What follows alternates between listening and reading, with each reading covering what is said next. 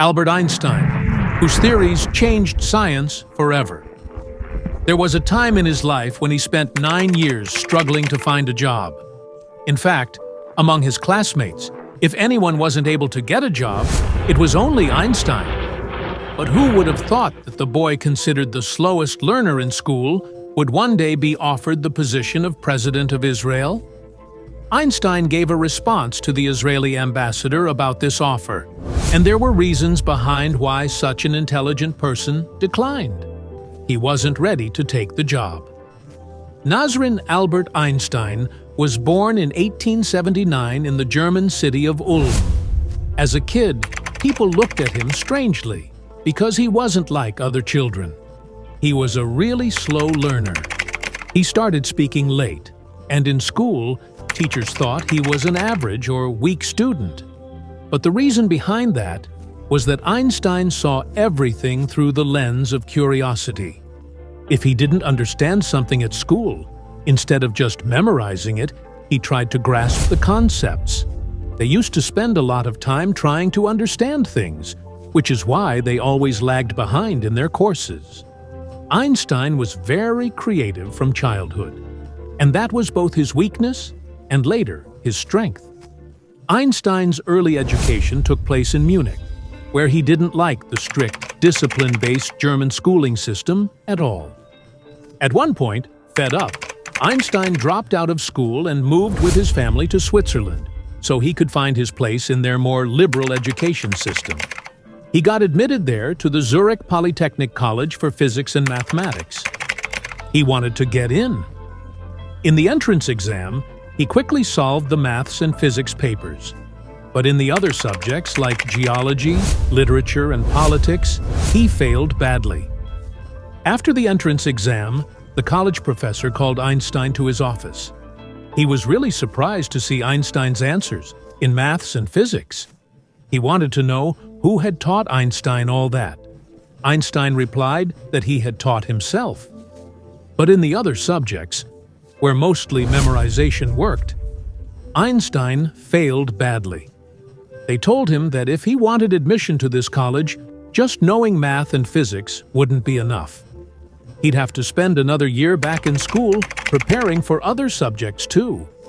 Feeling down, Einstein had to repeat a year, but the next year, luckily, he passed the entrance exam for Zurich Polytechnic College. Still, enrolling in college didn't change Einstein's nature. He skipped boring lectures, studied on his own, and wasn't impressed by the professors. Basically, he did his own thing regardless of others. Einstein just didn't have the right nature for it. The result was that when he graduated in 1900, his professors refused to give him a job recommendation. Sure, he was smarter than most, but Einstein didn't have any strong references. There was no mentor to help him land an academic or research position. Back then, getting a job in science heavily depended on a professor's recommendation, and Einstein fell behind in that race. Meanwhile, his classmates, who were academically strong too, got good positions. He got there because he had the support of a professor. Einstein applied to many places in Germany and Switzerland, universities, schools, research institutes, but got rejected everywhere. He wrote letters, met professors, but the answer was always the same. "We're sorry. We can't hire you." This was personally painful for Einstein because he felt his work and potential weren't being recognized. His letters and diary show how frustrated he was. At one point, Einstein wrote in his diary, It's like the world doesn't need me at all. Every door feels closed." In a letter he wrote to his family, he said, "I keep applying everywhere, but I neither get any response, nor does anyone need me. It feels like nothing in my life is going right." In another famous letter he wrote to his girlfriend Mileva, Einstein said, "I feel like I've become a useless person. I live only for physics. But the world only listens to those who fit into their system." This was Einstein's frustration. His personal life was taking a hit. Money was tight, there were tensions about marriage, and he was unhappy with himself. Another problem was that Einstein's nature was way too idealistic. He was clear that he wanted to work only in science-related jobs. He wasn't interested in any practical or commercial work. At that time, Einstein was having an affair with a classmate named Mileva. But they weren't getting married just because Einstein didn't have a job. Financial pressure was mounting. Mileva was expecting Einstein to do something. He earned money, but his hands were tied like Einstein's. There was a time when Einstein had to work as a private tutor to make ends meet.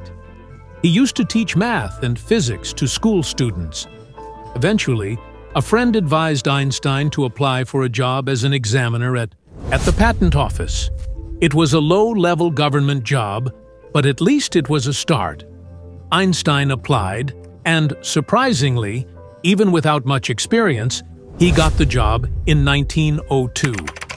At the patent office, Einstein's job was to review new inventions and patent applications, checking things out, seeing if they were really innovative or not. The job was boring, but for Einstein, it was like a lifeline to hang on to. Since it was a 9-to-5 job, he spent his nights and weekends doing his scientific research. Sure, it wasn't the professor job he was aiming for, but something was better than nothing. Then came a time when things started to turn around for Einstein. While working at the patent office in 1905, he made the biggest breakthrough of his career. In just 1 year, he published 4 revolutionary papers, which included special relativity, the photoelectric effect, Brownian motion, and mass energy equivalence, also known as E equals mc squared. These papers shook the scientific world at that time. Suddenly, a guy doing a simple job at the patent office became famous among Europe's top scientists. Einstein's paper on the photoelectric effect laid the foundation for quantum physics, and his special relativity paper completely changed how we understand time and space. After graduating in 1900, it was finally in 1909 that, 9 years after graduation, he got a job offer to become an assistant professor at the University of Zurich. People have never fully understood Albert Einstein's personality. Outside the world of science, his image has always been pretty confusing. On one hand, people portray him in a funny way, as a quirky, socially awkward scientist with messy hair who was always buried in his books and theories. On the other hand, he's also seen playing a serious and important political role. In 1932, Einstein fled Germany. Just a year earlier, Hitler came to power there because he was strongly against the Jewish community, and Einstein was also from a Jewish family. Einstein moved to America and became a professor of theoretical physics at Princeton, New Jersey. He wasn't just a science hero, but also a well-known and respected figure in the global Jewish community. Meanwhile, the process of establishing the State of Israel was underway, and there was a lot of conflict over this issue in Palestine. Finally, in 1948, Israel was officially established. But just 4 years later, in 1952, Israel's first president, Chaim Weizmann, passed away. Now, the Jewish community didn't have a leader, so the Zionist leaders thought, why not make Albert Einstein the next president? After all, he was a famous physicist and highly respected in society. He wasn't just a scientist, he'd become a political and cultural icon as well. On November 17, 1952, Einstein received a letter. It was sent by Abba Eban, who was Israel's ambassador to the United Nations at the time. The letter said, "Through this letter, Prime Minister Ben." The message from the Jews was that if the Israeli parliament votes to make you the president of Israel, would you accept the offer? If you agree, you'd have to move to Israel and take their citizenship. The Prime Minister assured that in such a case, you'd be allowed to continue your scientific work with full freedom and convenience. It was a big and emotional offer. But Einstein had other plans. His reply revealed another side of his life. In response, Einstein wrote, "I am to Israel. I'm really emotional about the offer to make me president. But at the same time, I'm sad and embarrassed because I can't accept it. I've always dealt with things objectively in my life. That's why I neither have the knack for managing people nor the experience to handle official responsibilities. I mean, even Einstein didn't consider himself fit for political leadership. When he got that offer, he was 73 years old. He told a guest staying at his house that the offer was really awkward. The newspaper campaigning for them also explained that I don't want to face a situation where I have to go along with government decisions that might go against my conscience."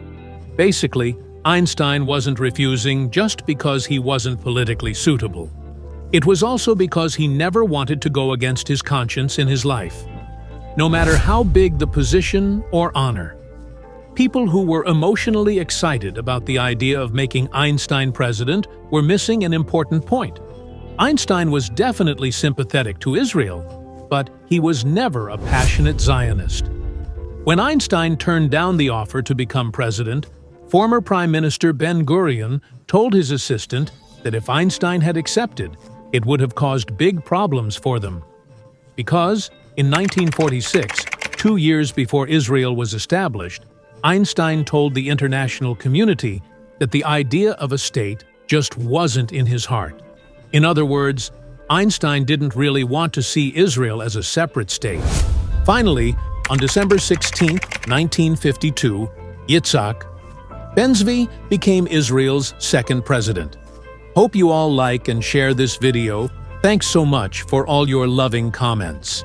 See you in the next awesome video.